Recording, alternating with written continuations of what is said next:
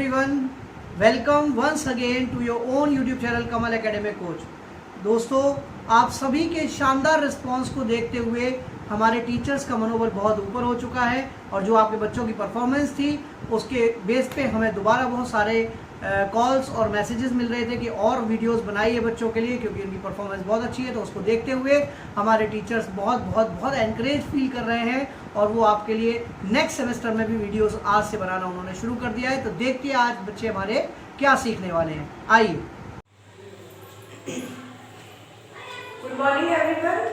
आज मैं आपको हिंदी का पार्ट 7 जिसका नाम है परियों की दुनिया एक कहानी सुनाने जा रही हूँ, जिससे आप बड़े ही इंटरेस्टेड अगर होके सुनेंगे तो ये स्टोरी जो है, ये कहानी जो है बहुत ही ज़्यादा इंटरेस्टेड है। देखिए आजकल के बच्चों के ऊपर, नॉर्मल जो बच्चे होते हैं उनके ऊपर देखिए, एक अनन्या नाम की एक लड़की थी। वो बहुत दिनों से उदास थी, बहुत दिनों से वो बहुत उदास थी, मायूस सी लगती थी, बड़ी अकेली सी थी, किसी काम में उसका मन नहीं लगता था। एक दिन क्या हुआ, मैं अपने कमरे में आई, बैठ गई, वहाँ पर बहुत सारी किताब रखी थी, तो उसका मन नहीं लग रहा था, तो उसने किताबें देखी, उसमें उसे एक किताब मिली, काफ़ी सारी किताब में, जिसका नाम था परियों की दुनिया, जैसे कि हमारे चैप्टर का नाम भी है। तो मतलब उसका नाम लिखा हुआ था किताब पे। अब बच्चों को तो परियों की कहानियाँ और भी कार्टून कैरेक्टर्स जो होते हैं वो सब बहुत अच्छी लगती हैं, स्टोरियाँ पढ़ना। तो उसने भी ऐसे ही किया, उस बुक को उसने निकाला, बहुत ही इंटरेस्टेड हो गया, अपने कमरे में बैठी, ओपन किया, परिलोक की मतलब पूरा परिलोक मतलब क्या होता है, परिलोक पर कैसे जा सकते हैं और क्या क्या, मतलब ये सब चीज़ें जब उसने स्टार्टिंग की बुक की तो उसके माइंड में यही सब चलने लगा। अब मैं परिलोक कैसे जाऊँगी, वहाँ पे इतना अच्छा ये होता है, मतलब कोई भी चीज़ हम पढ़ते हैं तो हमारे माइंड में वही इमेजिनेशन स्टार्ट हो जाती है। तो उसी तरह से उसके माइंड में भी इमेजिनेशन स्टार्ट हो गई कि मैं वहाँ कैसे पहुँचूँगी, वहाँ कैसा अच्छा होता होगा। उसका मतलब दुनिया देखने को, परियों की जो दुनिया थी वो देखने का इतना मन कर रहा था कि वो उसे ही सोचते सोचते सो गई। अब वो सो गई तो कुछ देर बाद उसकी आंखें खुली तो एकदम से वो हैरान रह गई। अब आप कहोगे कैसे, तो क्या हुआ, उसी समय उसने क्या देखा, एक परी अपने मतलब बहुत सुंदर सी परी है, वो धीरे धीरे अपने रथ में बैठकर उतर रही है और बहुत सुंदर सुंदर पंख हैं, बहुत खूबसूरत परी है। परी तो खूबसूरती होती है। तो अनन्या को मतलब परी, जैसे ही अनन्या ने परी को देखा तो वो एकदम चौंक गई, ये कौन आ रहा है, और परी उसके पास धीरे धीरे अनन्या को देख के आने लगी। अनन्या ने उसे देखा तो वो डर गई। परी ने कहा तुम डरो मत, मैं वही परी हूँ जिसकी कहानी तुमने अभी भी पढ़ी है, तुम उसे डरो मत। अनन्या ने पहली बार कोई परी देखी थी तो वह उसे देखती रह गई क्योंकि बहुत सुंदर थी, एकदम से बहुत परी, परी का तो मतलब ही परी होता है, बहुत सुंदर सी, बड़ी प्यारी सी। उसको भी उसकी जो मतलब जो बोल रही थी ना, वो उसकी बोली बिल्कुल शहद जैसी मीठी थी, बहुत ही सॉफ्टली बात कर रही थी, बहुत ही प्यारी प्यारी बातें वो कर रही थी परी की तरह से। तो अनन्या ने पूछा क्या तुम मुझे उसके माइंड में, क्योंकि मैंने जैसे पहले बताया आपको, उसके माइंड में एक ही बात चल रही थी कि मैं परिलोक कैसे पहुंचूंगी। तो वही बात उसने क्या की, उसे पता चला मेरे सामने परी आई है, तो उसने परी से बोल दिया कि वह बताओ, बाकी सब तो बाद में बात करेंगे, पहले बताओ तुम मुझे परिलोक ले जा सकती हो और अपनी परिलोक की दुनिया दिखाओगी। परी ने कहा हाँ हाँ क्यों नहीं दिखाऊंगी। बस फिर क्या, परी ने अनन्या को सुंदर पंख दे दिए, उड़ते हुए परी के साथ चली गई, परी को अपने साथ ले गई अपनी दुनिया दिखाने। उड़ते हुए परी ने मतलब पूरी दुनिया देखी, अनन्या ने परी के साथ में पूरी दुनिया देखी। परिलोक बहुत सुंदर था, वहाँ ना कोई गंदगी थी, ना कोई शोर था, और हर जगह पर हरे भरे बहुत सुंदर सुंदर बड़े बड़े पेड़ लग रहे थे, फल लग रहे थे, फूल लग रहे थे, रंग बिरंगे बड़े बड़े महल थे, चारों ओर हरियाली हरियाली थी और शांति शांति थी।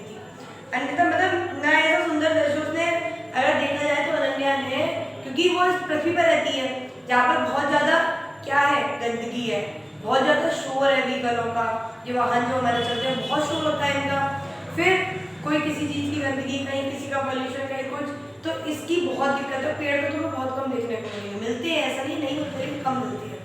तो वो चीज़ उसने देखी वहाँ पर, लेकिन वहाँ तो कोई शोर नहीं, बड़ा शांति का माहौल था, हर जगह पेड़ पौधे थे, बहुत बड़े बड़े पेड़ पौधे, सुंदर सुंदर जिसको फूल लग रहे हैं, सुंदर सुंदर फल लग रहे हैं, और बड़ी शांति, बड़े बड़े महल, ये चीज़ें यहाँ नहीं मिलती। तो उसे वो चीज़ बहुत सुंदर लगी। उसने हैरान होकर पूछा परी से कि एक बात बताइए परी रानी, परिलोक तो बहुत सुंदर है पर तुम्हारी धरती इतनी सुंदर क्यों नहीं है।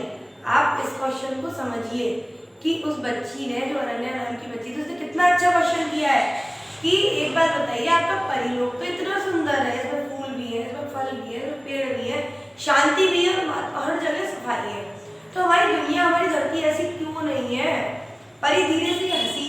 जैसे नॉर्मल छोटे बच्चे कोई ऐसा क्वेश्चन कर देते हैं कि माँ बाप को उसका जवाब देना है, तो पहले तो वो मुस्कुराते स्माइल देते हैं, उसके बाद उसे धीरे धीरे समझाते हैं। उसी तरह से परी हंसी और बोली, अनन्या, पहले धरती भी बहुत सुंदर हुआ करती थी, वहां पर कोई गंदगी नहीं थी, वहां पर कोई प्रदूषण नहीं था, लेकिन जो अब मनुष्य है ना आजकल के, जो कि बहुत स्वार्थी हो गए, बहुत लालची हो गए हैं, तो उसके कारण क्या हुआ है, वो धरती पर प्रदूषण फैला रहे हैं। कि अब जैसे जो इंडस्ट्रियल एरिया होता है जहाँ पर इसी चीज का सारा वर्क होता है मशीनों के, तो वो एयर पोल्यूशन तो हो ही रहा है, उसके अलावा जो वेस्टेज जा रही है, जो वो कचरा लेके पैक करके पॉली बैग में किसी में भी इधर उधर फेंक देते हैं।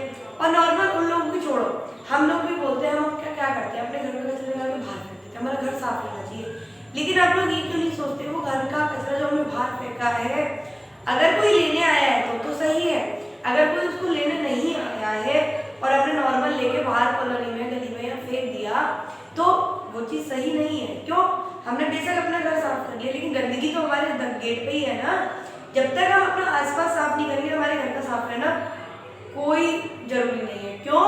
क्योंकि बीमारियां तो बाहर से आएंगी, अंदर आप बेशक कितनी भी सफाई कर लो, अगर आपके घर के बाहर गंदगी है तो साफ सफाई का सब बेकार हो जाता है, क्योंकि कोई भी बाहर से आएगा गंदगी लाएगा, जो भी बाहर जाएगा वो जम्स लेके आएगा, मतलब कुछ ना कुछ डिसीज या प्रॉब्लम लेके आएगा। तो इसी तरह से उसने कहा कि आजकल के मनुष्य वो स्वार्थी और लालची हैं, जिनने इसी कारण से धरती में प्रदूषण फैला रखा है। शुद्ध वायु तो मिल ही नहीं, क्योंकि सब जगह वाहन जो चलते हैं उनका पोल्यूशन, कई मशीनें लगी हुई है उसका पोल्यूशन, तो मतलब हवा तो है ही नहीं है अच्छी, अगर लेने के लिए बोला जाए। तो अनन्या ने क्लास में पूछा, तो क्या परी ये बताइए मुझे परिरानी, हमारी धरती कभी सुंदर नहीं हो पाएगी क्या, हमेशा ऐसी रहेगी क्या? तो परी ने कहा, हाँ क्यों नहीं होगी, यदि सब लोग खूब सारे पेड़ लगाएं तो धरती अवश्य सुंदर बन जाएगी। पेड़ों से क्या होगा? पेड़ों से फ्रेश एयर मिलेगी, और जब साफ सुथरी वायु मिलेगी, हमें पेड़ों से ऑक्सीजन मिलती है, और अच्छी ऑक्सीजन मिलेगी तो हमें सांस लेने में कोई प्रॉब्लम नहीं होगी, और उससे हमारे जो धरती भी हमारी साफ हो जाएगी, पेड़ पौधे लगेंगे, गंदगी नहीं रहेगी, और जब गंदगी नहीं लगेगी और गंदगी नहीं रहेगी तो हमारी धरती भी सुंदर बन जाएगी।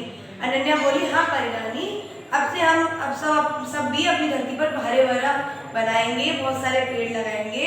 फिर भी परी ने अनन्या को खूब सारे उपहार दिए। इसके बाद में जब उसकी जाने की बारी आई तो परी ने अनन्या को बहुत सारे गिफ्ट दिए, बहुत सारे प्रेजेंट्स दिए, खिलौने दिए, जो जितनी उसकी एज थी उस अकॉर्डिंग सब कुछ दिया। अब अनन्या परी के साथ धरती की तरफ, अब उसने पूरा घुमा दिया, फिरा दिया, दिखा दिया, उसके जो उसने क्वेश्चन दिए थे उसके आंसर दे दिए। सारी बात खत्म होने के बाद में उसको खुश होकर, अनन्या की बातों से, अनन्या से खुश होकर के उसने उसे गिफ्ट दिए, बहुत सारे खिलौने दिए, चॉकलेट दिए, मतलब कुछ भी जो उसको देना था, और उसके बाद में धरती पर लेके चल दी। तो इस कहानी से मुझे लगता है आपने कुछ तो सीखा होगा। इसको दोबारा से आप सुनिएगा, अगर आपको ऐसे समझ ना आई हो, आप इसे बार बार रिपीट करके सुनिएगा और देखिएगा इस कहानी में क्या शिक्षा मिलती है। ये शिक्षा मिलती है कि जो भी हमारी धरती में कमी है, कमी तो बहुत है, क्यों? गंदगी की कमी है, हर जगह गंदगी रहती है, हर जगह जो वायु है, मतलब हवा है, वो भी पॉल्यूटेड है, बहुत ज़्यादा प्रदूषित है, और भी कई सारी प्रॉब्लम है जो है।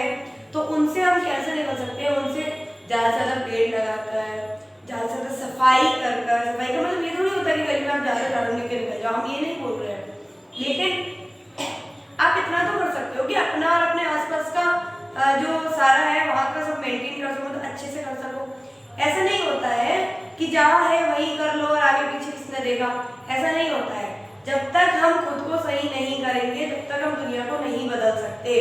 तो इसका अगर हम बोले तो हम ये भी बोल सकते हैं कि अगर हम नहीं बदल सकते तो दुनिया को हम नहीं बदल सकते, हम बदलेंगे तभी दुनिया बदलेगी, क्योंकि जब हम बदल जाएंगे तो हमारी नज़र ऑटोमेटिक बदल जाएगी और सामने वाला में अच्छा ही लगेगा। और जितना हो सके अपने आसपास हरे भरे पेड़ पौधे लगाइए, जितना हो सके पेड़ों को ना काटते हुए पेड़ों को लगाने की तरफ ध्यान दें, काटने की ना सोचें, क्योंकि पेड़ ही हमारी, ये समझ लीजिए, पेड़ ही हमें जीने के लिए वायु देते हैं। अगर वही कट जाएंगे तो हमारा जीवन जो पहले बहुत साल पहले 100 साल का, 100 साल से ऊपर का हुआ करता था, इसी वजह से आज कम हो गया है और आने वाले समय में शायद उससे भी कम